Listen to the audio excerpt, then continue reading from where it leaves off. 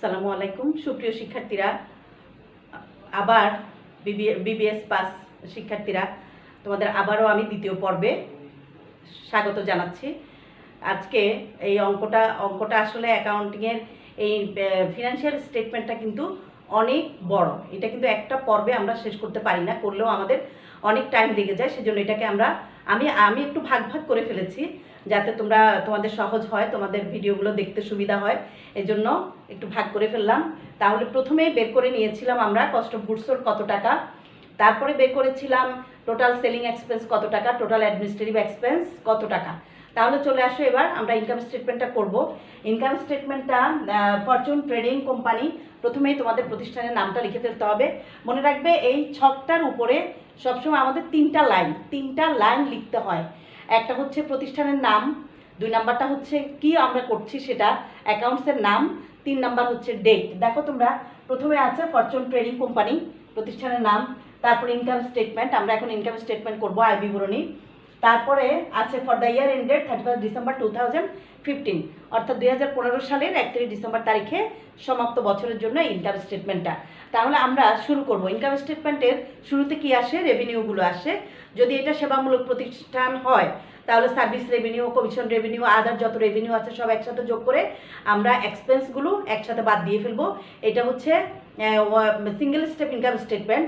আর যখন আমরা ক্রয় বিক্রয়কারী প্রতিষ্ঠান বা মার্চেন্ডাইজিং প্রতিষ্ঠানে যাব, তখন কিন্তু এটা আমরা ইনকাম স্টেটমেন্টটা ধাপে ধাপে বের করি। এটাকে বলা হয় মাল্টি স্টেপ বা মাল্টিপল স্টেপ ইনকাম স্টেটমেন্ট। তাহলে ধাপে ধাপে যখন আমরা রেজাল্ট বের করব, টোটাল সেলস রেভিনিউ বের করব, তারপর কস্ট অফ গুডস সোল্ড বের করব, গ্রস প্রফিট বের করব, অপারেটিং প্রফিট বের করব, তারপর নন অপারেটিং এক্সপেন্স ইনকাম যোগ বিয়োগ করে নিট প্রফিট বের করব, এরপর ট্যাক্স বাদ দিয়ে প্রফিট আফটার ট্যাক্স বের করবো। এইটা হচ্ছে পুরো একটা স্ট্রাকচার। তাহলে ইনকাম আজকের এই প্রশ্নটা হচ্ছে 2015 সালের অনার্সের প্রশ্ন, এবং সেটা 16 নাম্বার অঙ্কে আছে। ফরচুন ট্রেডিং কোম্পানির অঙ্কটা তোমরা বই কিনে ফেলবে। আমার মনে হয় তোমরা বোধহয় একটু গাইড কিনে ফেললেও ভালো করতে পারো। সেটা হচ্ছে ব্যতিক্রমটা মার্কেটে পাওয়া যায়, ওখানে ওইটা প্রশ্ন ব্যাংক, অর্থাৎ আমাদের বইয়ের পেছনে কিন্তু অনেকগুলি প্রশ্ন দেয়া থাকে না, হয়তো বা 1 বছর বা 2 বছরের প্রশ্ন দেয়া থাকে, বা একটা প্রশ্ন দেয়া থাকে। যেমন আমার হাতে যে বইটা আছে, আমি ওইটাতে কিন্তু প্রশ্ন পাইনি। একটা প্রশ্ন পেয়েছি অনার্সের, একটা প্রশ্ন পেয়েছি পাস কোর্সের, আমি বেশি প্রশ্ন পাইনি। তো তোমরা যদি বেশি প্র্যাকটিস করতে চাও, বেশি প্রশ্ন পড়তে চাও, অনুশীলন করতে চাও, তাহলে কিন্তু তোমাদের আরেকটা বইয়ের উপর নির্ভর করতে হবে, আরও কোনো কিছু বই রাখতে হবে। সেজন্য আমি প্রশ্ন ব্যাংক কেনার জন্য তোমাদের বলবো। তোমরা যদি পারো কোনো একটা ভালো বই, ব্যতিক্রমের বই আছে, আরও কী কী বই আছে, দিগদর্শন এগুলো আছে, এগুলো যে কোনো একটার অ্যাকাউন্টিং প্রথম বর্ষ তোমাদের বলতে হবে বিবিএস পাস প্রথম বর্ষের প্রশ্ন ব্যাংক। আবার বিবিএস পাস যখন দ্বিতীয় বর্ষে যাবা, তখন আবার প্রশ্ন ব্যাংক আলাদা হবে, প্রশ্ন আলাদা হবে, কারণ 3টা একসাথে অনেক বিশাল হয়ে যাবে, এবং 3টা একই ইয়ারে কাজে লাগে না। প্রথম বর্ষে যেটা কাজে লাগবে সেটা প্রথম বর্ষে কিনবে, দ্বিতীয় বর্ষে যেটা কাজে লাগবে সেটা দ্বিতীয় বর্ষে, তৃতীয় বর্ষে যেটা কাজে লাগবে সেটা তৃতীয় বর্ষে কিনবে। তাহলে এইভাবে আমরা করব। তো প্রথমে আসো সেলস। প্রশ্নে যে সেলসটা দেওয়া ছিল 18 লক্ষ টাকা, আমি একটু লিখে দিচ্ছি। সেলস 18 লক্ষ টাকা। সেলস থেকে কি কি সমন্বয় আসবে? সেলসের সাথে যত সমন্বয় আছে সবগুলো আছে এখানে, কিন্তু সেলসের সাথে তেমন কোনো সমন্বয় নাই। একটা শুধু সেলস রিটার্ন আমি দেখতে পাচ্ছি 50,000 টাকা, less sales return.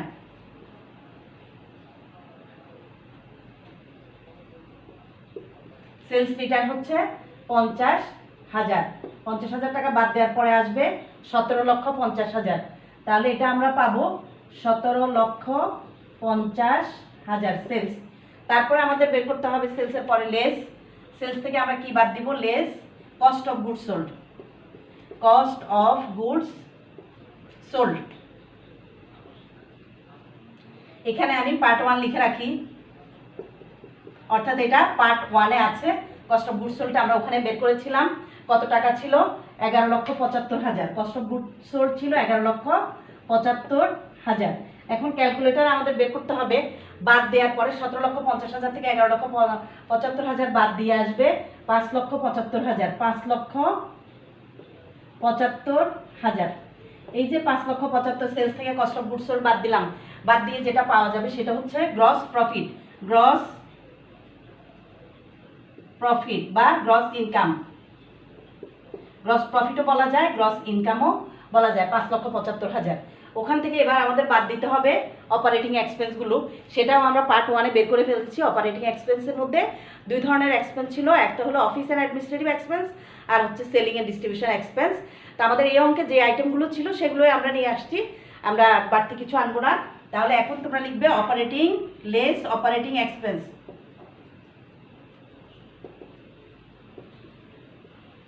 Operating expense লিখে কলম দাও। অপারেটিং এক্সপেন্সের মধ্যে আসবে প্রথমে সেলিং অ্যান্ড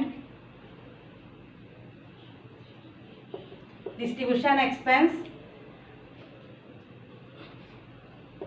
এটার অ্যামাউন্টটা ছিল, আমরা বের করেছিলাম 1 লক্ষ টাকা। সেলিং অ্যান্ড ডিস্ট্রিবিউশন এক্সপেন্স 1 লক্ষ টাকা। তারপরে আসবে অ্যাডমিনিস্ট্রেটিভ এক্সপেন্স।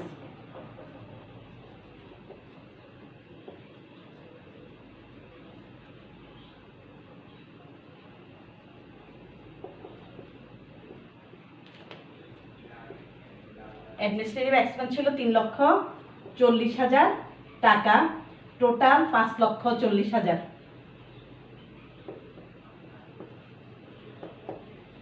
ঠিক আছে, 5,40,000। তাহলে 4,40,000, সরি, যোগফল হবে 4,40,000, 4,40,000। আবার একটু বলি, সেলস থেকে আমরা কস্ট অফ গুডস সোল্ড বাদ দিয়েছি, পেয়ে গেলাম গ্রস প্রফিট। এটা হচ্ছে গ্রস প্রফিট বা গ্রস ইনকাম, গ্রস প্রফিট। তারপর গ্রস প্রফিট থেকে অপারেটিং এক্সপেন্স বাদ যাবে। অপারেটিংয়ের মধ্যে 2টা খরচ ছিল, একটা সেলিং অ্যান্ড ডিস্ট্রিবিউশন এক্সপেন্স আর একটা হচ্ছে administrative expense. Office and administrative expense 2টা যোগ করে 4,40,000 টাকা। বাদ দেওয়ার পরে যেটা থাকবে সেটাই আমাদের আজকের অঙ্কের নেট প্রফিট, 1,35,000। নেট প্রফিট আমরা বের করে ফেললাম। যেহেতু অঙ্কে কোনো ট্যাক্সের কথা বলা নাই, কিছুই বলা নাই, তাহলে আমাদের এটাই হচ্ছে নেট প্রফিট। এই দুইটা এক্সপেন্স আমরা কোত্থেকে পেলাম সেটাও কিন্তু আমরা পার্ট 1 থেকে পেয়েছি। একটু তোমরা লিখে রাখবে, এই দুইটা আমরা পেলাম পার্ট 1, আমাদের ভিডিওর পার্ট 1 থেকে। এটাও আমরা পার্ট 1-এ করে ফেলেছি, এটাও পার্ট 1-এ, সুতরাং এই দুইটা পার্ট 1 থেকে পাচ্ছি। তাহলে এই অঙ্কটা, অর্থাৎ এটা ইনকাম স্টেটমেন্টটা দেখো এখন আকারে ছোট হয়ে গেছে, কারণ আমরা আগেই ইনকাম স্টেটমেন্টের ইম্পর্টেন্ট জিনিসগুলো বের করে ফেলেছি, সেই জন্য ইনকাম স্টেটমেন্টটা ছোট হয়েছে। এখানে এক পেজে একটা জায়গার মধ্যে শেষ করতে পেরেছি। সেলস থেকে রিটার্নটা বাদ দিলাম 17,50,000। তারপর কস্ট অফ গুডস সোল্ড বাদ দিলাম 11,75,000, বাদ দিয়ে 5,75,000। এরপরে টোটাল অপারেটিং এক্সপেন্স 4,40,000 এবং নেট প্রফিট 1,35,000। প্রিয় শিক্ষার্থীরা, আমি পার্ট 2টা এখানে শেষ করলাম। এবার আমরা পার্ট 3টা শুরু করব। ততক্ষণ পর্যন্ত তোমরা আমার সাথেই থাকো এবং ভিডিওটা দেখার জন্য অপেক্ষা করো।